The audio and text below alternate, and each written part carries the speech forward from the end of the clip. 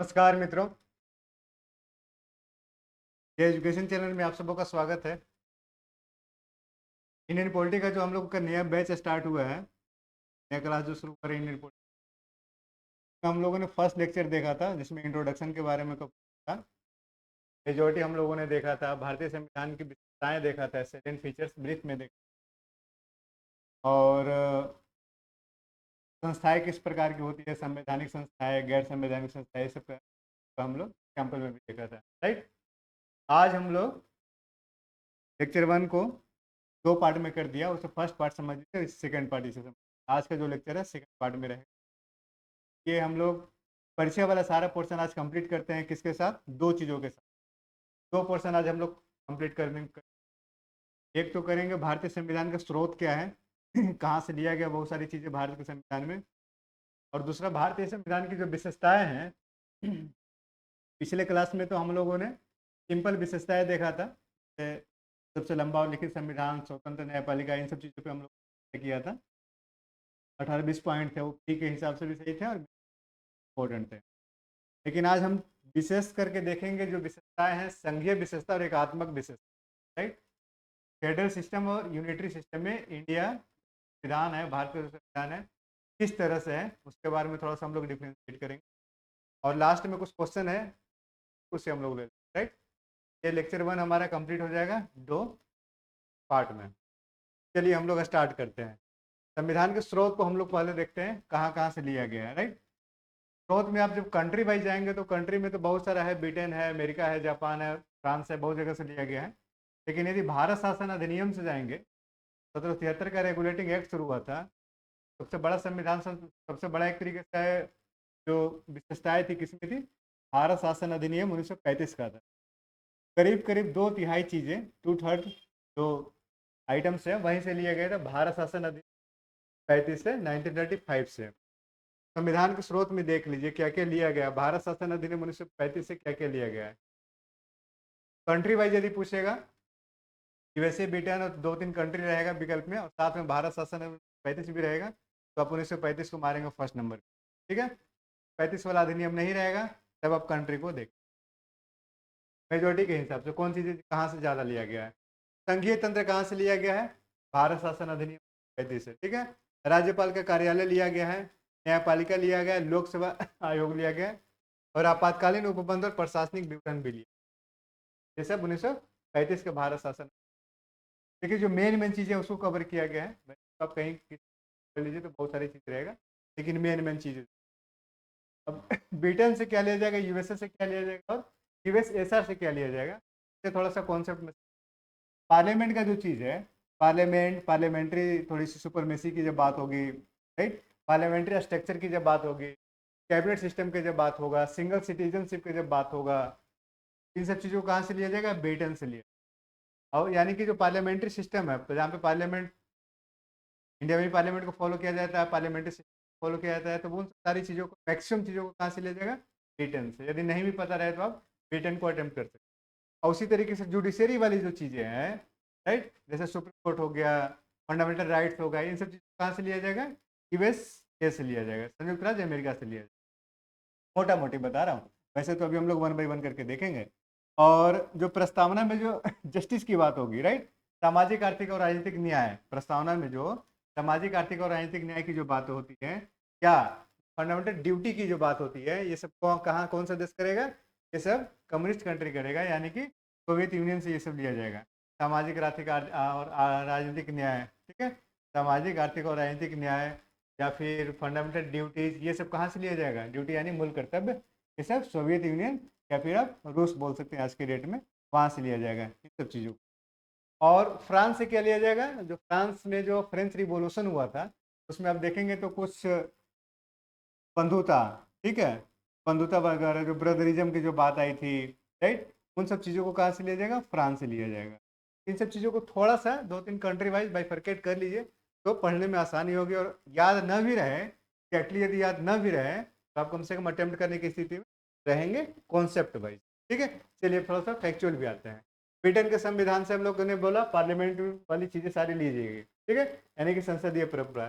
संसदीय शासन कहाँ से लिया जाएगा? ब्रिटेन से लिया जाएगा। रूल ऑफ लॉ कहाँ से लिया जाएगा, यानी कि जिसे विधि का शासन कर जाएगा। विधायी प्रक्रिया यानी कि कोई भी जो प्रोसीजर है विधि के थ्रू आगे बढ़ेगा। विधायी प्रक्रिया यानी कि पार्लियामेंट्री प्रोसीजर। सिंगल सिटीजनशिप, एकल नागरिकता कहाँ है, ब्रिटेन में है, तो हम लोग ब्रिटेन से। यूएसए में दोहरी नागरिकता है, ठीक है, लेकिन इंडिया में एकल नागरिकता। तो भारत का एक नागरिक, स्टेट का कोई नागरिकता नहीं होता है, तो ब्रिटेन से। मंत्रिमंडलीय प्रणाली, ठीक है, पोर्टफोलियो सिस्टम में कैबिनेट सिस्टम जो कहेंगे 1861 के अधिनियम से जो आया था, मंत्रिमंडलीय प्रणाली, याद होगा आप लोग को।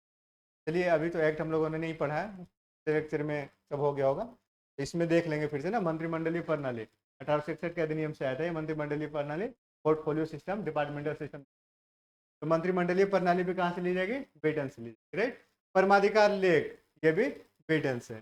संसदीय विशेषाधिकार, संसदीय विशेषाधिकार पता होगा आपको, पार्लियामेंट्री जो प्रिविलेज है, जैसे जो एमपी होते हैं, एमएलए होते हैं, एमपी को आर्टिकल 105 के थ्रू, एमएलए को 194 के थ्रू स्पेशल प्रिविलेज मिला हुआ है, संसदीय विशेषाधिकार है, ठीक है। व्यक्ति के हिसाब से भी है, हाउस के हिसाब से भी है, तो पार्लियामेंट में पढ़ेंगे। व्यक्ति के हिसाब से व्यक्तिगत रूप से कौन सा उनको अधिकार है, और एज ए हाउस उनको क्या है, विशेषाधिकार, राइट, ये विशेषाधिकार। उसके बाद बाई कैमरल, द्विसदनवाद सदनवाद। बाई कैमरल कहाँ से आया था, 1919 के भारत शासन अधिनियम से आया था, 1919 के जो भारत शासन अधिनियम था, वो मांटेगू चेम्सफोर्ड सुधार उसको बोलते हैं, भारत शासन मांटेगू चेम्सफोर्ड सुधार से आया था। उस समय आया था 1919 के बाई कैमरल, 1919 वाला अधिनियम जो था उसमें बाई कैमरल सिस्टम आया था, जिसमें द्विसदनवाद, दो हाउस बन गए थे सेंटर, राइट, विधानसभा विधान परिषद थे, लेकिन आज के डेट में लोकसभा और लोकसभा और राज्यसभा बोलते हैं, ठीक है। द्विसदनवाद भी कहाँ से आएगा, ब्रिटेन से आएगा। तो इसका मतलब देखें कि जो पार्लियामेंट्री चीजें हैं वो सब, अब पार्लियामेंट से रिलेटेड सारी चीजें हैं वो सब कहाँ से बोरो किया गया है, ब्रिटेन से किया गया है, राइट। अब चलिए आते हैं यूएसए में, आते हैं हम लोगों ने यूएसए में क्या देखा, जुडिशियल सिस्टम देखा, राइट की बात देखा, फंडामेंटल राइट्स की बात देखा, राइट, इन सब चीजों को यूएसए से लिया जाएगा। तो अब एक एक करके देखिए। प्रस्तावना, ठीक है, प्रस्तावना यूएसए से, ध्यान रखना है, प्रस्तावना की जो भाषा है, ठीक है, प्रस्तावना की जो भाषा है कहाँ से लिया जाएगा, ऑस्ट्रेलिया से लिया जाएगा, लेकिन कंटेंट जो है प्रस्तावना, ठीक है, वो कहाँ से लिया जाएगा, यूएसए से लिया। संयुक्त राज्य अमेरिका से प्रस्तावना। फंडामेंटल राइट, अधिकार की बात है तो अमेरिका आ जाएगा, संयुक्त राज्य अमेरिका आएगा, ठीक है। इसी तरीके से न्यायपालिका की स्वतंत्रता, न्यायपालिका की स्वतंत्रता भारतीय संविधान की विशेषता है, हम लोगों ने पढ़ा भी था। तो न्यायपालिका यानी कि जुडिशरी इंडिपेंडेंट रूप से काम करेगा, ये कहाँ से लिया जाएगा, यूएसए से लिया जाएगा, क्योंकि यूएसए में हम लोगों ने पढ़ा भी था, लास्ट लेक्चर में हम लोगों ने क्या पढ़ा था कि अमेरिका में यह माना जाता था, अमेरिका में माना जाता है एक तरीके से वकीलों का स्वर्ग, है ना, कहते हैं ना कि यानी कि वकील जो बोल रहा है, जज जो बोल रहा है, वही वहाँ पे रूल है। अब ब्रिटेन में क्या है, ब्रिटेन में अपोजिट है, ब्रिटेन में जो पार्लियामेंट बोलता है वही अपने आप में एक तरीके से ऐसा ऐसा माना जाता है। न्यायपालिका की स्वतंत्रता, न्यायिक पुनरावलोकन का सिद्धांत, यानी कि जुडिशियल रिव्यू का जो कॉन्सेप्ट है, ये भी कहाँ से आएगा, यूएसए से आएगा। उपराष्ट्रपति का पद हो गया। उच्चतम न्यायालय उच्च न्यायालय के न्यायाधीशों को पद से हटाने की प्रक्रिया, उच्चतम न्यायालय उच्च न्यायालय के न्यायाधीशों को पद से हटाने की प्रक्रिया, इसमें महाभियोग कौन सा लगेगा पता है, बताया था लास्ट टाइम अभी हमने, स्पेशल मेजोरिटी, है ना, जो 2/3 मेजोरिटी होता है, सेकंड टाइप वाला स्पेशल मेजोरिटी लगेगा इसमें। सेकंड टाइप वाला स्पेशल मेजोरिटी क्या था, हाउस जो है, हाउस में जितना वोटिंग्स मेंबर है वो मेंबर का 2/3 तो रहेगा ही रहेगा, प्लस हाउस में जितने मेंबर्स है उसका 50% भी होना मैंडेटरी है, राइट। ये दोनों कंडीशन फुलफिल करेगा तो सेकंड टाइप वाला स्पेशल मेजोरिटी, ठीक है। अब कभी भी हटाने की प्रक्रिया, महाभियोग वगैरह की बात हम लोग करेंगे तो स्पेशल मेजोरिटी के सेकंड टाइप वाला में आएगा। यदि लेक्चर्स नहीं देखे होंगे तो फर्स्ट लेक्चर्स में आप इसे देख लीजिएगा, जिसमें हमने मेजोरिटी की काफ़ी चर्चा की, अच्छे तरीके से समझाया उस क्लास में। सिंपल मेजोरिटी क्या होता है, इफेक्टिव मेजोरिटी क्या होता है, स्पेशल मेजोरिटी, राइट, साधारण बहुमत, प्रभावी बहुमत और विशेष बहुमत। विशेष बहुमत के 3 प्रकार होता है, तो यहाँ पे सेकंड टाइप वाला विशेष बहुमत का प्रयोग होगा, ठीक है। और राष्ट्रपति पर महाभियोग में, महाभियोग भी राष्ट्रपति पर लगेगा, और ये उच्च न्यायालय उच्चतम न्यायालय, राष्ट्रपति और महाभियोग में स्पेशल मेजोरिटी के 3rd टाइप वाला है ना, तीसरा टाइप वाला स्पेशल से राष्ट्रपति को रिमूव कराया जाएगा। चलिए कनाडा, कनाडा के संदर्भ में दिमाग में रखना है कि जो पावर का जो संघीय व्यवस्था है, पावर का जो सेपरेशन हो रहा है बाई कॉन्स्टिट्यूशन, भारत के संविधान द्वारा, भारत के संविधान द्वारा सेंटर को भी पावर दिया जा रहा है, भारत के संविधान द्वारा राज्यों को भी पावर दिया जा रहा है। लेकिन जब देखेंगे आप डिस्ट्रीब्यूशन हो रहा है पावर का, तो सेंटर हमेशा ज्यादा पावर लिए हुए है, क्यों, कि संसूची, राजसूची, समवर्ती सूची, समवर्ती सूची पे कानून अगर कंट्राडिक्ट होता है स्टेट और सेंटर के साथ, तो सेंटर के कानून हावी होगा, यानी कि सेंटर के कानून जो है प्रभावी होगा। उसके अलावा जो औषधि शक्ति है किसके पास है, सेंटर के पास है, तो ध्यान दीजिएगा, मजबूत सेंटर के साथ संधीय विशेषता, right. Federal system with a strong centre, federal system with a strong centre, यानी कि सेंटर मजबूत रहेगा। तो किसकी विशेषता रहेगी? ये सब कनाडा से आएगा। तो वही सारी चीजें अब यहाँ पे आपको देखने को मिले। सशक्त केंद्र के साथ संघीय व्यवस्था, फेडरल स्ट्रक्चर तो है इंडिया में, संघीय व्यवस्था तो है, लेकिन स्ट्रॉन्ग रहेगा सेंटर, ठीक है, सशक्त केंद्र के साथ। अब यही चीज जब आप इतिहास पढ़ेंगे, इंटरनेशनल मूवमेंट की जब बात करेंगे, तो नेहरू रिपोर्ट आ रहा था 1928 के बाद, और ये जो जिन्ना जी अपना डिमांड कर रहे थे, इन दोनों में कॉन्फ्लिक्ट का बेस यही था। क्या बेस था? नेहरू रिपोर्ट के हिसाब से ये था कि सेंटर मजबूत होना चाहिए, प्रोविंस को सारा पावर मिले। बट ये जो थे अली जिन्ना जी अपना मांग कर रहे थे, मुस्लिम का डिमांड ये था कि नहीं, अधिक से अधिक पावर प्रोविंस को मिले, ठीक है। आपस में कॉन्फ्लिक्ट हो रहा था। तो वही है, सशक्त केंद्र के साथ संघीय व्यवस्था। औषध शक्तियों का केंद्र में निहित होना। औषध शक्ति मतलब समझिए गए, 3 प्रकार की सूची 7वीं अनुसूची में है, सन सूची, राज सूची और संवर्ती सूची। संवर्ती सूची के अलावा, यानी कि इन 3 सूचियों के अलावा जो कुछ भी सब्जेक्ट नहीं है, ठीक है, वो औषध शक्तियां में आता है, और वो किस में रहेगा? सेंटर में रहेगा। तो कहाँ से लिया जाएगा? कनाडा से लिया जाएगा। उसके बाद केंद्र द्वारा राज्य के राज्यपालों की नियुक्ति, एक तरीके से देखिए एकात्मक लक्षण है ये। भाई राज्यपाल काम कर रहा है स्टेट में, तो अपॉइंटमेंट बाई स्टेट गवर्नमेंट होना चाहिए। बाई स्टेट होना चाहिए तो अपॉइंटमेंट बाई सेंटर क्यों? यानी कि कहीं ना कहीं सेंटर ज्यादा पावरफुल है। अभी हम इसकी चर्चा करेंगे कहाँ पे, संघात्मक विशेषता और एकात्मक विशेषता। केंद्र द्वारा राज्यपाल केंद्र द्वारा राज्य के राज्यपालों की नियुक्ति, उच्चतम न्यायालय का परामर्शी न्याय निर्णय, ये सब कहाँ से आएगा? कनाडा के संविधान से। परामर्शी न्याय निर्णय मतलब कि जो एडवाइजरी होता है, जो आर्टिकल 143 के थ्रू प्रेसिडेंट मांगते हैं सुप्रीम कोर्ट से, जिसमें 2 कंडीशन होता है, एक में दे भी सकते हैं, एक में नहीं भी दे सकते, राइट। इसके हम लोग चर्चा करेंगे डिटेल्स। ये हो गया, कहाँ से लिया गया? सब कनाडा के संविधान। आयरलैंड के संविधान से 2 चीजें ध्यान में रखिएगा। एक तो हो गया डीपीएसपी, डीपीएसपी भाग 4 आर्टिकल 36 से लेकर 51 तक, और एक हो गया राष्ट्रपति की निर्वाचन पद्धति, ठीक है, और राज्यसभा के लिए सदस्यों का नामांकन।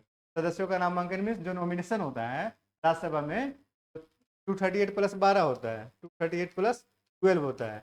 12 भी कहाँ से होता है? लिटरेचर से होता है, ठीक है। ये अलग अलग जो साहित्य हो गया, कला हो गया, इन सब चीज़ों होता है।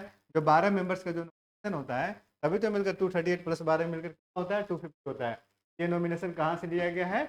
आयरलैंड से लिया गया। तो डीपीएसपी हो गया, और उसके बाद राष्ट्रपति की निर्वाचन पद्धति हो गया, और राज्यसभा के सदस्यों का नामांकन हो गया, नॉमिनेशन हो गया। बाकी तो सब इलेक्ट हो रहे हैं, लेकिन कुछ 12 मेंबर्स नॉमिनेट भी हो रहे हैं। ये नॉमिनेशन वाला सिस्टम जो है कहाँ से लिया जाएगा?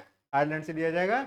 और दूसरी बात ये ध्यान में रखना है कि राष्ट्रपति की जो निर्वाचन प्रक्रिया होती है, ये जब हम लोग प्रेसिडेंट पढ़ेंगे तो समझ लेंगे, थोड़ा सा उसमें जटिल चीज़ है, लेकिन देखकर ABCD एग्जाम्पल वाइज हम लोग सारा कुछ करेंगे तो आसानी से समझ में आ जाएगा कि कैसे वोट का ट्रांसफर होता है दूसरे कैंडिडेट, राइट। चलिए, ऑस्ट्रेलिया के संविधान से क्या लेंगे? समवर्ती सूची लेंगे, ठीक है। ऑस्ट्रेलिया के संविधान से समवर्ती सूची लेंगे, और जो आप भाग 13 में जो आप लोग देखते हैं, भाग 13 यानी कि आर्टिकल 3 जो रोमन से ट्रेड हो गया, ट्रेड एंड कॉमर्स हो गया, ठीक है, कॉन्ट्रैक्ट हो गया, ये सब। तो व्यापार, वाणिज्य और समागम की स्वतंत्रता और ज्वाइंट सीटिंग, संसद के दोनों सदनों की ज्वाइंट सीटिंग, ये सब कहाँ से लिया जाएगा? ऑस्ट्रेलिया से लिया जाएगा। सोवियत संघ से हम लोगों ने चर्चा कर ली। फंडामेंटल ड्यूटी, प्रस्तावना में जो न्याय का आदर्श है, ठीक है, प्रस्तावना में न्याय कैसा है? सामाजिक, आर्थिक और राजनीतिक न्याय, राइट। कहाँ से लिया जाएगा? सोवियत यूनियन से लिया। जर्मनी के वाइमर संविधान में आपातकाल के समय फंडामेंटल राइट का स्थगन, आपातकाल के समय मूल अधिकारों का स्थगन, ठीक है। पता है इमरजेंसी जब लगती है, 352 जब लगता है, कंडीशन में क्या होता है?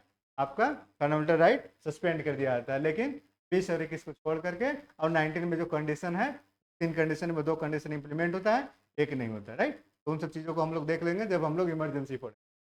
फ्रांस के संविधान से हम लोगों ने देखा, जो फ्रेंच रिवोल्यूशन वाला जो नारा दिया गया था, उसी को आप समझ लीजिए। क्या प्रस्तावना में स्वतंत्रता, समता और बंधुता, ये सब नारा कहाँ दिया गया था? फ्रेंच रिवोल्यूशन में था, राइट। और रिपब्लिक की चर्चा कहाँ होती है? कौन करता है? Napoleon Bonaparte. नेपोलियन बोनापार्ट क्या बोलते हैं अपने आप को? आई एम द रिपब्लिक, ठीक है, मैं ही गणतंत्र हूँ बोलते हैं। यानी कि गणतंत्र वाला सिस्टम कहाँ से आया था? फ्रांस से आया था, फ्रेंच रिवोल्यूशन से आया था।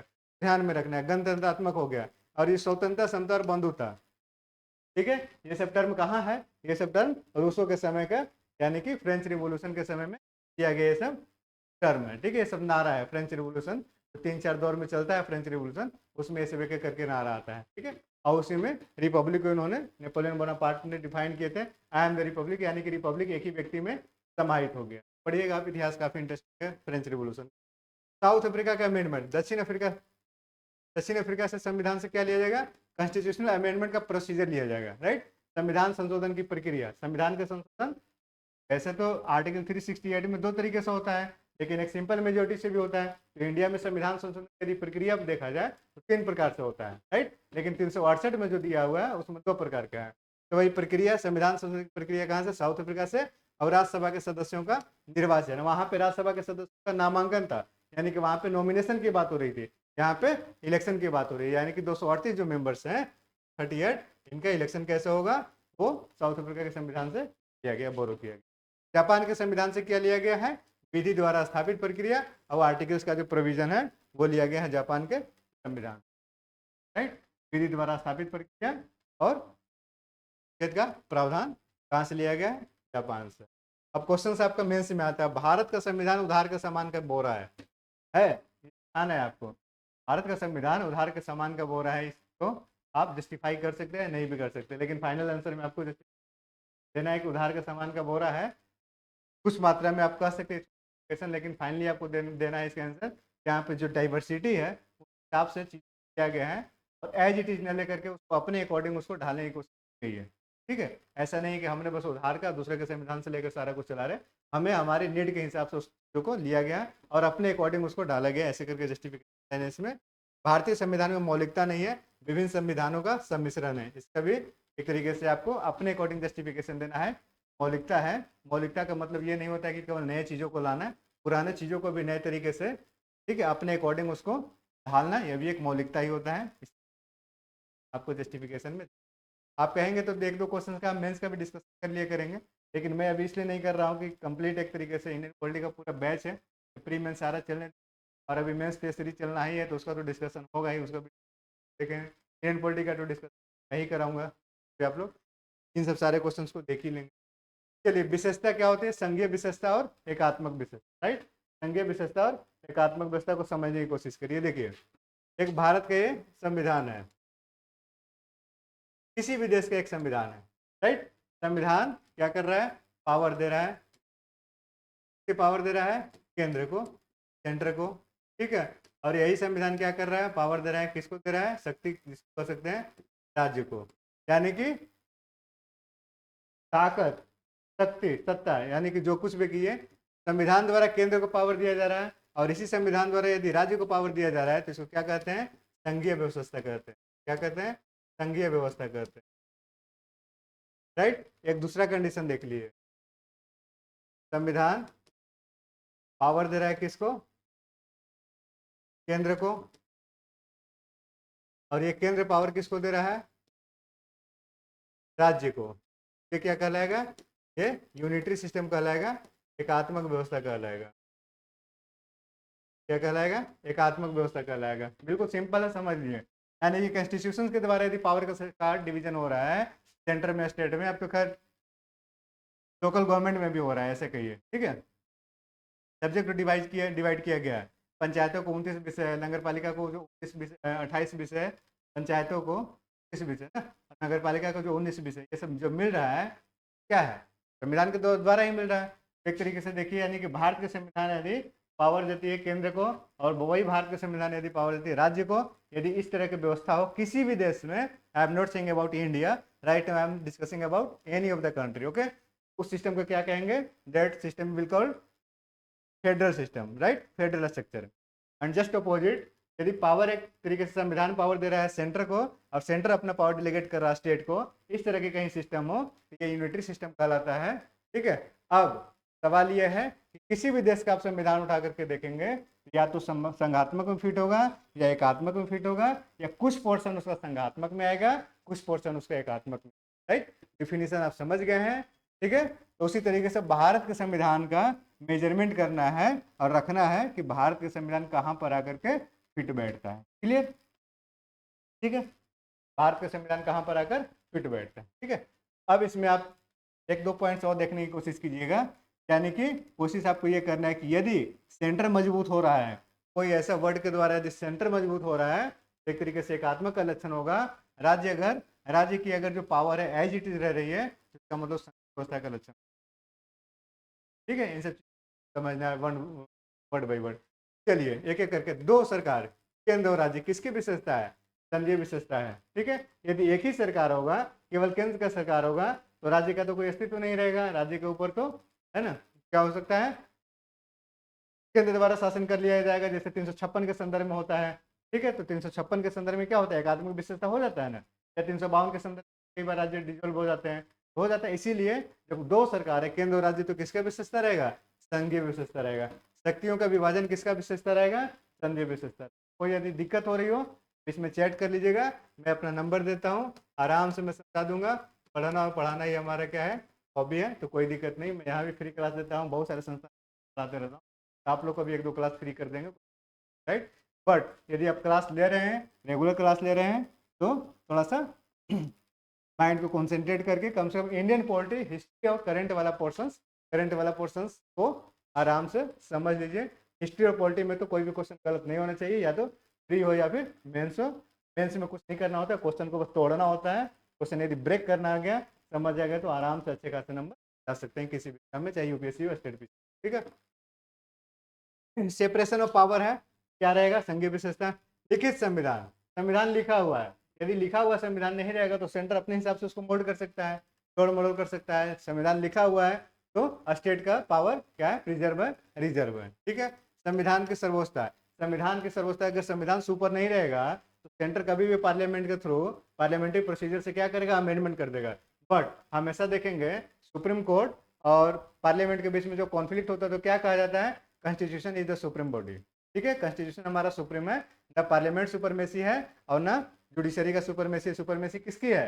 कॉन्स्टिट्यूशन की सुपरमेसी। यानी कि संविधान की सर्वोच्चता जरूरी है। संविधान की सर्वोच्चता रहेगा तो पार्लियामेंट या अपनी सेंटर अपने हिसाब से मनमाना अमेंडमेंट नहीं कर पाएगा। ठीक है, संविधान की कठोरता, संविधान कठोर है, यानी कि 2/3 मेजोरिटी से अमेंडमेंट होता है। कुछ अमेंडमेंट ऐसा होता है 2/3 majority plus half of the state concern चाहिए होता है अमेंडमेंट में, वैसे अमेंडमेंट जहाँ फेडरल स्ट्रक्चर को डिस्टर्ब कर रहा हो। ठीक है, इसका मतलब यह है कि संविधान की कठोरता जरूरी है। संविधान यदि लचीला हो जाएगा, इट मीन्स यदि सिंपल मेजोरिटी से आप कॉन्स्टिट्यूशन अमेंडमेंट करने लग जाएंगे तो स्टेट का तो अस्तित्व खत्म हो जाएगा। और वैसे भी सेकंड टर्म में आप समझ सकते हैं कि कॉन्स्टिट्यूशनल अमेंडमेंट में स्टेट का कोई रोल होता है? कोई रोल नहीं होता है। कॉन्स्टिट्यूशनल अमेंडमेंट में स्टेट का बस वहीं पर रोल होता है जहां पर कुछ फेडरल सिस्टम वाला जो सब्जेक्ट रहता है तो आधा स्टेट से कंसर्न कर लिया जाता है। और उसमें भी यदि आधा स्टेट ने कंसर्न नहीं दिया, अब आधा ने दे दिया, तो जिसने नहीं दिया उसका तो कोई मतलब ही नहीं रह गया। इस तरीके से समझना है, राइट। यानी कि संविधान की कठोरता, यानी कि 368 वाला 2/3 majority plus 2/3 majority and half of the state वाला जरूरी है। स्वतंत्र न्यायपालिका, अगर जुडिशरी अगर इंडिपेंडेंटली काम नहीं करेगा तो स्टेट कहाँ जाएगा, किससे बात करेगा? ठीक है, तो जुडिशरी को इंडिपेंडेंसी होना जरूरी है, सो दैट कि वो अपना अच्छे से डिसीजन दे पाए और स्टेट के पावर को रिजर्व रखें। बाई कैमरल में होता है लोकसभा, एक होता है राज्यसभा। लोकसभा में कौन जाता है? लोकसभा में आप लोग बनाकर भेजते हैं। ठीक है, लोकसभा के कैंडिडेट को आप लोग बनाकर भेजते हैं। 18 साल से अधिक उम्र के मतदाता जो है 25 साल से अधिक उम्र के रिप्रेजेंटेटिव को चुनकर भेजते हैं। कहाँ? लोकसभा में, राइट। 545, अभी तो 543 है, भेजते हैं। ठीक है, राज्यसभा कौन होता है? राज्यसभा राज्य से जाता है, राज्य से जाता है। ठीक है, स्टेट से चुन करके जाते हैं राज्यसभा में, यानी कि स्टेट के रिप्रेजेंटेटिव है, यहाँ स्टेट को रिप्रेजेंट कर रहे हैं। इसीलिए अगर बाई कैमरल है, एक लोकसभा और एक राज्यसभा है, तो ये राज्यसभा जो है किसको रिप्रेजेंट कर रहा है? स्टेट को। तो स्टेट के चीजों को, स्टेट की मांगों को उठाएंगे वो राज्यसभा में। ठीक है, यदि एक हाउस रहता, बाई कैमरल नहीं रहता, तो केवल और केवल लोकसभा का रहता और सेंटर में केवल लोकसभा प्लस राष्ट्रपति से पार्लियामेंट का निर्माण हो जाता है। यानी कि ये भी जो है संघीय विशेषता का लक्षण है, राइट। चलिए देख लिया आप, संधि विशेषता में आपको इतना समझ में आ गया होगा। कैसे हो सकता है कोई नया टर्म दे दे तो आपको तोड़ने आना चाहिए, समझने आना चाहिए, कॉन्सेप्ट क्लियर आना चाहिए कि संधि विशेषता कहते किसको है, एकात्मक विशेषता कहते किसको है। ठीक है, कोई भी वर्ड आएगा आप उसमें बैठा करके तराजू में तोल लीजिए, समझ में आ जाएगा कि संधि विशेषता का लक्षण है या एकात्मक विशेषता का लक्षण है, राइट। अब आते हैं एकात्मक विशेषता में। एक सशक्त केंद्र, सेंटर अगर मजबूत होगा कभी भी, जैसे 352 के संदर्भ में, 56 के संदर्भ में, सेंटर अगर मजबूत होगा तो स्टेट का पावर कम होगा। सशक्त केंद्र यानी कि मजबूत केंद्र क्या है, किसका रहेगा? एकात्मक विशेषता रहेगा। एक संविधान, ध्यान देना है, संविधान अगर एक है तो कौन ज्यादा भारी रहेगा? सेंटर। अगर संविधान दो रहता है तो भाई बट नेचुरल है कि ये किसके लिए रहता है? स्टेट के लिए रहता है, लेकिन स्टेट के लिए संविधान है नहीं है, तो एक संविधान है, इसका मतलब कि क्या है? एकात्मक विशेषता है। सिंगल सिटीजनशिप, एकल नागरिकता। यदि दोहरी नागरिकता रहता है, जैसे कि यूएसए में है, एक केंद्र की नागरिकता होती है, एक राज्य की नागरिकता होती है, तो किसको बेनिफिट मिलता है? स्टेट को बेनिफिट मिलता है। तो यदि दोहरी नागरिकता होती है तो किसको बेनिफिट मिलता है? स्टेट को मिलता है। लेकिन सिंगल सिटीजन है तो किसका है? सशक्त केंद्र, यानी कि केंद्र मजबूत हो रहा है। ठीक है, एकात्मक विशेषता हो जाएगा। संविधान का लचीलापन, कुछ ऐसे संविधान में अमेंडमेंट होता है जो सिंपल मेजोरिटी से हो जाता है, जो सेंटर अपने हिसाब से पास करते रहता है। तो वहाँ तो स्टेट का पावर कम हो रहा है, ठीक है, सेंटर मजबूत हो रहा है, एक तरीके से एकात्मक विशेषता। एकीकृत न्यायपालिका, ठीक है, न्यायपालिका में ऐसा नहीं है कुछ भी, न्यायपालिका में पावर का सेपरेशन नहीं है। अगर न्यायपालिका में ऐसा नहीं कि हाई कोर्ट जो है Patna high court, Lucknow high court, ठीक है, या कोई और स्टेट का high court, Mumbai high court Mumbai के लिए, महाराष्ट्र के लिए, ऐसा नहीं है। एक तरीके से वो क्या है, यूनिटरी सिस्टम में है। ठीक है, यूनिटरी सिस्टम में, यानी कि पावर सेंटर से ही आ रहा है एक तरीके से। सुप्रीम कोर्ट, हाई कोर्ट, हम लोगों ने चर्चा किया था इनकी। यानी कि एकीकृत न्यायपालिका किसका रहेगा? एकात्मक विशेषता का लक्षण रहेगा। सेपरेशन रहता है, यदि स्टेट के लिए सेपरेट यदि कोर्ट रहता, हाई कोर्ट रहता, ज़्यादा बेनिफिशियल रहता, स्टेट उसमें ज़्यादा पावरफुल होता। राज्यपाल की नियुक्ति केंद्र द्वारा, कई ऐसी चीज़ें आपको दिखेगा। ठीक है, काम करना है स्टेट में, right, but appointment by centre हो रहा है। वही क्यों? क्योंकि एकात्मक लक्षण है। सामान्य स्थिति में भी कुछ एकात्मक झुकाव के साथ, हमने बात किया था कल के लेक्चर में, एकात्मक झुकाव के साथ क्या है? संघीय व्यवस्था है। तो एकात्मक झुकाव यही है। राज्यपाल की नियुक्ति केंद्र द्वारा एकात्मक झुकाव है। राज्यपाल जी को काम करना है स्टेट में, ठीक है, बट अपॉइंट सेंटर द्वारा होते हैं। कहा भी जाता है कई बार कि राज्यपाल केंद्र का एजेंट होता है, मेंस के क्वेश्चन भी आता है, तो आपको जस्टिफाई करना है कि राज्यपाल केंद्र द्वारा क्यों होना चाहिए नहीं होना चाहिए, कैसे इसका जस्टिफिकेशन आप करते हैं। ठीक है, ऑल इंडिया सर्विसेज की हम लोगों ने बात किया, अखिल भारतीय सेवाएं, IAS होता है, IPS होते हैं, IFS फॉरेस्ट वाला ना, फॉरेन वाला नहीं, ये तीनों क्या है? ऑल इंडिया सर्विसेज है। ऑल इंडिया सर्विसेज है। ऑल इंडिया सर्विसेज का अपॉइंटमेंट कहाँ से हो रहा है? सेंटर द्वारा, मिनिस्ट्री ऑफ पर्सनल द्वारा, जो सेंटर का जो मिनिस्ट्री ऑफ पर्सनल है के द्वारा हो रहा है। DOPT जो सर्विस मैटर देखता है वहाँ से हो रहा है। बट ये सब काम कहाँ कर रहे हैं? काम सब स्टेट में कर रहे हैं। ये भी ऑल इंडिया सर्विस एक तरीके से एकात्मक व्यवस्था का लक्षण है। इमरजेंसी प्रोविजन, इमरजेंसी प्रोविजन में क्या होता है? स्टेट के पावर कोलैप्स हो जाता है और सेंटर क्या हो जाता है? मजबूत हो जाता है, राइट। ये सब क्या है? एकात्मक विशेषता है ये सब। ठीक है, अब भारत के मूल संविधान में 8 अनुसूचियां थी, वर्तमान में 12 अनुसूचियां हैं। ठीक है, अब हम लोग थोड़ा सा शेड्यूल पे भी चर्चा कर लेते थे। तो 12 अनुसूची तो आप लोगों को पता ही है। 4 अमेंडमेंट कैसे हुआ था? 9वीं, 10वीं, 11वीं, 12वीं का हुआ था। देख लीजिए, पहली अनुसूची राज्य और संघ राज क्षेत्र, इसमें क्या रहेगा? भारतीय संघ के पदाधिकारियों को मिलने वाले वेतन, भत्ते तथा पेंशन। ठीक है, पेमेंट के बाद सेकंड में रहेगा, थर्ड में उसके बाद रहेगा उनका ओथ और प्रतिज्ञा। ठीक है, पहला में राज्य और संघ राज क्षेत्र में क्या करेंगे? वेतन लेंगे। फिर तीसरा में ओथ लेंगे, शपथ। और चौथा में क्या रहेगा? राज्यसभा में जो प्रतिनिधित्व है इनका स्टेट का, वो रहेगा। ठीक है, पांचवी में क्या रहेगा? ऑल इंडिया के लिए क्या? अनुसूचित क्षेत्र और जनजाति, अनुसूचित जनजाति के प्रशासन के बारे में रहेगा। छठी में 4 स्टेट रहेगा। फॉर्मूला इसका क्या है? असम में 3 मेजर इशू, असम में 3 मेजर इशू, यानी कि असम, मेघालय, त्रिपुरा, मिजोरम, राइट। ये 4 रहेगा, असम, मेघालय, त्रिपुरा और मिजोरम, ये 4 रहेगा। ठीक है, यहाँ पे जनजातीय क्षेत्रों का प्रशासन।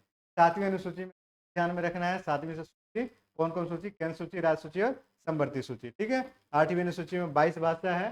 ठीक है, शुरू में कितना था? 14 भाषा था, 14 से 8 ऐड किया गया और कितना बना? 22 लैंग्वेज बना। ठीक है, कैसे कैसे अमेंडमेंट हुआ है इसको बता सकता हूँ अगर आप कहें तो। कैसे अमेंडमेंट हुआ है? 17वां, अभी दोनों को जोड़ दीजिए तो क्या हो जाएगा? 92वां। ये अमेंडमेंट हो गया। ये क्या हो गया? संशोधन हो गया। 71वां, 92वां। किस बात से क्या आया था? सिंधी आया था, सिंधी को जोड़ा गया था। ठीक है, और इसका फॉर्मूला क्या है? नमक, ध्यान में रखिएगा, नमक यानी कि पाली, मणिपुरी और कोंकणी, ये 3 लैंग्वेज आए थे। 14 प्लस 8 करेंगे क्या होगा? 22 होगा। अब 92वां के लिए फॉर्मूला क्या है? 92वां के लिए फॉर्मूला है बड़ा SDM। बड़ा SDM यानी कि बड़ा यानी कि बोडो हो गया, इससे हो गया संथाली, इससे हो गया डोगरी और एम से हो गया मैथिली, क्योंकि मणिपुरी ऑलरेडी आ गया है। तो ये समझ गए, 14 और 8 22। ये टोटल अमेंडमेंट है। यानी कि भारतीय संविधान में शुरू में 14 भाषा था, बाद में अमेंडमेंट होकर के 22 भाषा हो गया। आज के डेट में 22 भाषा है। और ध्यान ये रखना है कि कैसे कैसे अमेंडमेंट हुआ था, 21st अमेंडमेंट एंड ऐड करिए दोनों को 21 और 71, 92nd अमेंडमेंट। ठीक है, ध्यान में एक चीज और रखना है, अंग्रेजी 22 भाषा में शामिल नहीं है। क्वेश्चन आपका बार बार अंग्रेजी मिला मिला करके, राइट। ठीक है, नवीं अनुसूची किससे बनाया गया था? 9 शेड्यूल बनाया गया था कि यदि पार्लियामेंट को यदि कानून बनाता है और 9 शेड्यूल में उसको डालता है तो वो रिव्यू के अंतर्गत नहीं आएगा, सुप्रीम कोर्ट उसमें नहीं करेगा। ऐसे क्यों किया गया था, तो इसकी कभी चर्चा करेंगे, जब हम अमेंडमेंट पढ़ेंगे तब चर्चा करेंगे। फंडामेंटल राइट में भी हम लोग इसका चर्चा कर लेंगे। वैसे मैं ब्रीफ में इतना बता दूं कि संपत्ति का अधिकार जो है उस समय क्या था, एक फंडामेंटल राइट था। यदि गवर्नमेंट यदि किसी का प्रॉपर्टी छीन रही है, लैंड छीन रही है, तो लोग कहाँ जाते थे? सुप्रीम कोर्ट में जाते थे कि फंडामेंटल राइट था। सब चीज़ों को रोकने के लिए, जमींदारी प्रथा को उन्मूलन के लिए, ठीक है, बहुत सारी चीज़ें थी। गवर्नमेंट को कानून बनाना था, लेकिन कानून बनाते ही लोग क्या करते, सुप्रीम कोर्ट में चले जाते। इसीलिए सरकार ने यानी कि पार्लियामेंट के थ्रू क्या किया, 9 शेड्यूल बनाया। यदि सरकार पार्लियामेंट के थ्रू यदि कानून बनाकर 9 शेड्यूल में डाल देता है तो लक्ष्मण रेखा हो जाएगा, जुडिशियल रिव्यू नहीं की जा सकती है भाई। 9 शेड्यूल। 10 शेड्यूल क्या था? एंटी डिफेक्शन लॉ, दल परिवर्तन। चुनाव लड़ाई किसी और पार्टी से, चुनाव के बाद जब पार्लियामेंट में गए, हाउस में गए, किसी भी हाउस में, लोकसभा विधानसभा, तो वहाँ क्या हो रहे हैं, आप पार्टी चेंज कर ले रहे हैं। ठीक है, एक पॉलिटिकल पार्टी से चुनाव लड़कर आ रहे हैं, मैंडेट आपको किसी और पार्टी से मिल रहा है, जाकर वहाँ किसी और पार्टी के साथ हो रहे हैं। सब चीज़ों को यानी कि सरकार की स्टेबिलिटी को रखने के लिए, बनाए रखने के लिए एंटी डिफेक्शन लॉ आया है ना। 10 क्या है, दल बदल अधिनियम इसको बोलते हैं। और बाद में इसमें एक और अमेंडमेंट करके इसको और मजबूत किया गया और 2/3 रूल ले आया गया। ठीक है, कब हुआ था? ये राजीव गांधी जी के समय में हुआ था। सेकेंड अमेंडमेंट था, कौन सा था? 52वां संविधान संशोधन, कब?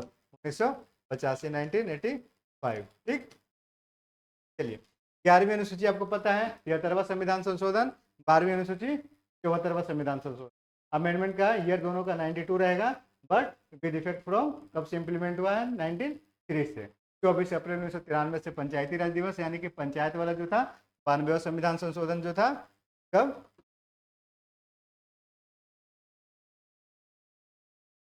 1993 से लागू होगा पंचायत वाला। ठीक है, 1993 से ही 1 जून से लागू होगा नगर पालिका वाला। ठीक है, 11वीं और 12वीं अनुसूची। चलिए कुछ क्वेश्चन है, कुछ क्वेश्चन लेकर देख लेते हैं। कम से कम ये हो जाएगा कि चैप्टर हम लोग का कंप्लीट हो जाएगा। तो क्वेश्चन लेने का कोशिश करिए। क्वेश्चन को थोड़ा सा कट किया गया, बहुत सारे क्वेश्चन को नहीं लिया गया है। आइए, भारत के संविधान में उद्देशिका का विचार, प्रस्तावना का विचार कहाँ से लिया गया है? बताते जाइए। यूएसए के संविधान से, कोई दिक्कत नहीं होनी चाहिए। भाषा यदि रहे, प्रस्तावना का भाषा, ठीक है, कहाँ से लिया जाएगा? ऑस्ट्रेलिया के संविधान। भारतीय राजनीतिक व्यवस्था में इनमें से कौन सर्वोच्च है? सर्वोच्च न्यायालय, संविधान, संसद, धर्म। जब भी बात आएगी तो संविधान। ठीक है, अगर इसमें जनता रहेगा तो जनता को सुपर मानना है। सर्वोच्च न्यायालय पार्लियामेंट वगैरह नहीं है। सुप्रीम कोर्ट को संविधान के कस्टोडियन माना जाता है, गार्जियन माना जाता है। ठीक है, तरीके से, तो वो ध्यान में रखना है। भारत में जुडिशियल रिव्यू की संकल्पना निम्नलिखित देश के संविधान से ली गई है। अभी जस्ट पढ़े आप, न्यायिक पुनरीक्षण। जुडिशियल रिव्यू कहाँ से लिया गया है? यूएसए से लिया गया है, राइट। कहाँ से लिया गया है? यूएसए से लिया गया है जुडिशियल रिव्यू। जुडिशियल रिव्यू की व्यवस्था, तो व्यवस्था कहाँ? एक जहाँ से लिया गया है वहाँ से, और एक जहाँ है वहाँ, यानी कि इंडिया और यूएसए दोनों जगह है। भारत और यूएसए में दोनों जगह रहेगा। ठीक है, इनमें से कौन सा लक्षण भारतीय परिसंघ और अमेरिकी परिसंघ में समान रूप में पाया जाता है? ठीक है, एक ही नागरिकता गलत है, क्योंकि वहाँ पे दोहरी नागरिकता है, इंडिया में एक ही नागरिकता है। संविधान की 3 सूची है, ये भी गलत है। न्यायपालिका की द्वैतता है। संविधान के निर्वचन के लिए परिसंघीय उच्चतम न्यायालय, सुप्रीम कोर्ट दोनों जगह है। कॉन्स्टिट्यूशन के इंटरप्रिटेशन के लिए वहाँ भी है फेडरल कोर्ट, यहाँ भी है क्या? Supreme court. भारत की संघात्मक व्यवस्था में से किस देश से संबंधित है? संबंधित है संघात्मक व्यवस्था, मजबूत केंद्र के साथ संघात्मक व्यवस्था। हम लोगों ने कहाँ से लिया है? कनाडा से लिया है, यहाँ की औषध शक्तियाँ भी केंद्र में निहित रहती है, राइट। भारतीय संघवाद किस देश की पत्ती पर आधारित है? कनाडा। जस्ट अभी हम लोगों ने पढ़ा है, कोई इशू नहीं होना चाहिए। भारत के संविधान में सम्मिलित संवर्ती सूची, संवर्ती सूची ऑस्ट्रेलिया से लिया गया था, अभी हम लोगों ने पढ़ा है। ऑस्ट्रेलिया से संवर्ती सूची, व्यापार वाणिज्य समागम की स्वतंत्रता, ये सब। भारतीय संविधान में डीपीएसपी, डीपीएसपी कहाँ से लिया गया है? जस्ट हम लोग ने पढ़ा, आयरलैंड से लिया गया है डीपीएसपी, राइट। डीपीएसपी आयरलैंड से लिया गया है। राज्यसभा के गठन में प्रतिभा, अनुभव, सेवा की प्रतिनिधित्व देने में भारतीय संविधान निर्माता, यानी कि किसके लिए है? राज्यसभा में नामांकन। ठीक है, नामांकित जो हो रहे हैं 12 उसके लिए है, ठीक है। ये कहाँ से लिया जाएगा, ये आयरलैंड से लिया जाएगा। और राज्यसभा में जो वैसे जो इलेक्टेड है, ठीक है, उसका अलग प्रोविजन था, राइट, तो ये आयरलैंड से लिया जाएगा। मैच करा लीजिए, फंडामेंटल राइट कहाँ से आ जाएगा, यूएसए से, शासन संसदीय प्रणाली यूके से आ जाएगा, हम इमरजेंसी कहाँ से आ जाएगा, जर्मनी से, और डीपीएसपी आयरलैंड से आ जाएगा, ठीक है। बाकी अपने हिसाब से स्लाइड ड्रॉ करके मैच करा लीजिएगा। सही सुमेलित नहीं है, फंडामेंटल राइट यूएसए सही है, डीपीएसपी आयरलैंड सही है, केंद्र की अवशिष्ट शक्तियां ऑस्ट्रेलिया, ऑस्ट्रेलिया से नहीं, ये कहाँ से रहेगा, कनाडा से रहेगा बल्कि, ठीक है। और इमरजेंसी जर्मनी से, राइट। ये भी मैच करा लीजिए, फंडामेंटल राइट कहाँ से रहेगा, तो अमेरिका, डीपीएसपी कहाँ से रहेगा, आयरलैंड, कैबिनेट सिस्टम ब्रिटेन, केंद्र संबंध कनाडा, ठीक है। विधि का शासन कहाँ से रहेगा, ब्रिटेन से रहेगा, इंग्लैंड से, रूल ऑफ लॉ, विधि द्वारा स्थापित प्रक्रिया जापान से रहेगा, राष्ट्रपति के विचारार्थ राज्यपाल द्वारा विधेयक सुरक्षित रखना, यानी कि सेंटर एक तरीके से क्या हो रहा है, सेंटर मजबूत रहा है कनाडा। अब विस्तृत उभयनिष्ठ सूची यानी कि इसको संवर्धित सूची कहते हैं, ऑस्ट्रेलिया, राइट। ये भी देख लीजिए, डीपीएसपी कहाँ से रहेगा, आयरलैंड रहेगा, फंडामेंटल राइट कहाँ से रहेगा, यूएसए से रहेगा, और संवर्धित सूची ऑस्ट्रेलिया से रहेगा, और भारत राज्यों का संघ तथा संघ में अधिक शक्ति निहित होना कनाडा से रहेगा। मजबूत केंद्र के साथ क्या, मजबूत केंद्र के साथ संघीय व्यवस्था। भारतीय संविधान में फंडामेंटल ड्यूटीज का विचार कहाँ से लिया गया है, रूस से, पूर्व जिसको आप सोवियत यूनियन के संविधान से आप कह सकते हैं, ठीक। भारत का संविधान सबसे अधिक लंबा हो गया है, मौलिक अधिकारों का अध्याय अमेरिकी संविधान के मॉडल से लिया गया है। भारत का संविधान इसलिए लंबा नहीं हो गया कि इसमें फंडामेंटल राइट है, डाइवर्सिटी के कारण हो गया है, जैसे शेड्यूल 5 है, शेड्यूल 6 है, इन सब चीज़ों का, राइट, तरीके से देखना है इसे, ठीक है। तो करेक्ट तो दोनों है, मॉडल फंडामेंटल राइट तो लिया गया यूएसए से, बट इस कारण से ये जस्टिफिकेशन नहीं कर रहा है, इस कारण से भारतीय संविधान क्या हो गया है, अधिक लंबा हो गया है। भारतीय संविधान में सहित मूल अधिकारों की अवधारणा किस देश के संविधान से ग्रहण की गई है, फंडामेंटल राइट कहाँ से लिया जाएगा, यूएसए से लिया, कोई इशू नहीं होना चाहिए, पढ़ लिए अभी जस्ट आप लोग। मौलिक अधिकार सिंपल सी बात है, यूएसए से, एक दो क्वेश्चन से रिपीट भी हो गया है, चलिए कोई बात नहीं। लिखित संविधान का प्रारंभ किस देश से हुआ, लिखित संविधान का प्रारंभ, है ना, कहाँ से हुआ ये आपको बताना है, कहाँ से हुआ लिखित संविधान का प्रारंभ, अमेरिका से या जापान से, जापान से आप कह सकते हैं, ठीक है। लिखित संविधान का प्रारंभ जापान से आप कह सकते हैं। भारतीय संविधान में कुल कितनी अनुसूचियां हैं, 12 अनुसूचियां हैं, शुरू में 8 था, आज के डेट में 12 है। भारत के संविधान में 20 भाग है, बिल्कुल गलत, 22 भाग है। भारत के संविधान में 390 अनुच्छेद है, ये भी गलत है, 395, और आज के डेट में कहें तो 450 के ऊपर है, ग्रेटर देन 445। भारत के संविधान में 9वीं, 10वीं, 11वीं और 12वीं अनुसूचियों को संविधान संशोधन अधिनियम द्वारा जोड़ा गया, का सही है, करेक्ट आंसर केवल 3 हो जाएगा, ठीक है। 8 के बाद जो 12 अनुसूची आया तो अमेंडमेंट करके ही आया, ये राइट हो जाएगा। भारतीय संविधान की निम्न दी गई अनुसूची में से कौन सी एक राज्यों के नामों की सूची उनके राज्य क्षेत्रों का ब्यौरा देती है, तो पहली अनुसूची हो जाएगा, कोई इशू नहीं है इसमें, फर्स्ट शेड्यूल हो जाएगा इसमें। यदि भारत संघ के एक नए राज्य का सृजन करना हो, संविधान को निम्नलिखित अनुसूची में ध्यान में रखना है, नए राज्य का सृजन करने में आर्टिकल्स भी आता है, शेड्यूल भी आता है, तो शेड्यूल अगर आएगा तो पहला हो जाएगा, ठीक है। आर्टिकल्स कुछ और होगा, आर्टिकल्स अलग होता है। चौथी अनुसूची का संबंध किससे है, राज्यसभा में स्थानों के आवंटन से है, राइट, राज्यसभा में स्थानों के आवंटन से, ठीक है।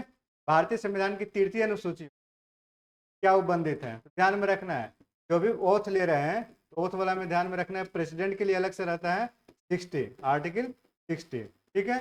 मंत्री के लिए पद की शपथ का प्रारूप रहेगा, सुप्रीम कोर्ट के मुख्य न्यायाधीश के लिए भी रहेगा, राष्ट्रपति के लिए नहीं रहेगा, राष्ट्रपति के लिए अलग से आर्टिकल 60 है, ठीक है, ये गलत हो जाएगा, और मेंबर्स के लिए भी रहेगा, तो 1, 3 और 4 इसका, 1, 2 और 4 इसका करेक्ट आंसर, राइट। ये अनुसूची है, अनुसूची का विषय से मिला दीजिए, 1, 2 क्वेश्चन मिला देते हैं, बाकी आप लोग देख। चौथी अनुसूची किससे रहेगा, राज्यसभा से रहेगा। छठी अनुसूची किससे रहेगा, जनजातीय क्षेत्र। 8वीं में भाषा रहेगा, और 9वीं में लैंड रिफॉर्म रहेगा। फिर वही चीज़ है, 7वीं में क्या रहेगा, विधायी शक्तियों का वितरण रहेगा। 8वीं में लैंग्वेज रहेगा, और 9th में क्या रहेगा, कुछ अधिनियमों का विधिमान्यकरण, और 10th में क्या रहेगा, एंटी डिफेक्शन रहेगा। सब इसी तरीके से है, आप भी अपना क्वेश्चन का सेट लेकर के जो रिलेटेड टॉपिक है उससे अपना क्वेश्चन कर लीजिएगा, ठीक है। हमने कुछ ही क्वेश्चन लिया है, इन क्वेश्चन को आप लोगों ने देख लिया है, ठीक है। दल बदल हो जाएगा 10वीं, 9वीं हो जाएगा क्या ये, 8वीं हो जाएगा लैंग्वेज, 7वीं हो जाएगा, 7वीं हो जाएगा सूची, ठीक है। 7वीं क्या हो जाएगा,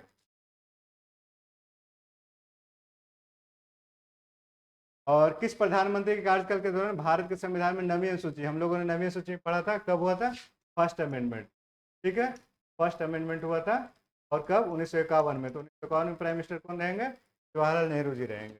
आसान आसान सही क्वेश्चन है, पढ़ने के बाद। राज्य भूमि सुधार अधिनियम का संबंध किससे रहेगा, 9वीं अनुसूची से रहेगा, इसीलिए 952 लाया गया था। कौन सा सही सुमेलित नहीं है, सार्वजनिक स्वास्थ्य स्वच्छता स्टेट लिस्ट का है, जनगणना संसूची कराती है, राज्यसभा में सीटों का आवंटन द्वितीय नहीं है, कौन सा है, फोर्थ है, फोर्थ शेड्यूल में आता है, और एंटी डिफेक्शन 10वीं में आता है। यानी कि इसका करेक्ट आंसर क्या हो जाएगा, ये गलत हो जाएगा। भारतीय संविधान के किस अनुसूची में दल बदल, दल बदल किस में रहेगा, 10वीं में रहेगा, एंटी डिफेक्शन 10वीं में रहेगा, ठीक है। 10वीं अनुसूची रिपीट हो रहा है, ये अनुसूची से संबंधित नहीं है, तो डिफेंस सेंटर करता है, फॉरेन रिलेशन सेंटर करता है, रेलवे भी सेंटर करता है, एग्रीकल्चर जो है किसका पार्ट होता है, स्टेट का पार्ट होता है, ठीक है। रेलवे पुलिस जो है स्टेट का, ध्यान रखना है। सरकारों द्वारा शुल्क और कर लगाने का अधिकार संविधान के किस अनुसूची में उल्लिखित है, किससे लगाएगा, टैक्स, ठीक है। कौन सी अनुसूची लगाएगा, 7वीं अनुसूची से लगाएगा, जिसमें सब्जेक्ट का डिवीजन हो रहा है। क्वेश्चन को थोड़ा उल्टा सीधा करके दे सकता है, बट आसान सा ही क्वेश्चन। जनजातीय भूमि का खनन के लिए निजी पक्षकारों को अंतरण, यानी कि जहाँ पे ग्राम सभा वगैरह को तो राइट रहता है, वहाँ पे आप जा नहीं सकते हैं, उनके पास प्रिविलेज रहता है, तो ये 5वीं अनुसूची के संदर्भ में ये रहेगा। अनुसूचित क्षेत्र का प्रशासन और नियंत्रण के लिए विशेष उपबंध किसके लिए रहेगा, 5वीं अनुसूची के लिए रहेगा। और छठी जब देगा तो उसमें स्टेट का नाम दे देगा, छठी देगा तो स्टेट का नाम दे देगा। चलिए, बस क्वेश्चन हमारा इतना ही था, ये भाग का पोर्शन है, इसको हम लोग आगे करेंगे, ठीक है। नेक्स्ट लेक्चर में हम लोग भाग करेंगे और प्रस्तावना करेंगे। कि हमारा लेक्चर 2 में पूरा इंट्रोडक्शन कंप्लीट हो गया, और शेड्यूल भी हम लोगों ने ले लिया। एक अच्छी बात है कि हम लोगों ने संघीय विशेषता, एकात्मक विशेषता भी देख लिया, अनुसूची भी ले लिया, ठीक है, और संविधान का स्रोत भी देख लिया, ठीक है। ये एक अच्छा लेक्चर था, फ्रूटफुल था, इसे आप अच्छे से देखिएगा। और thank you so much lecture के लिए, थैंक यू।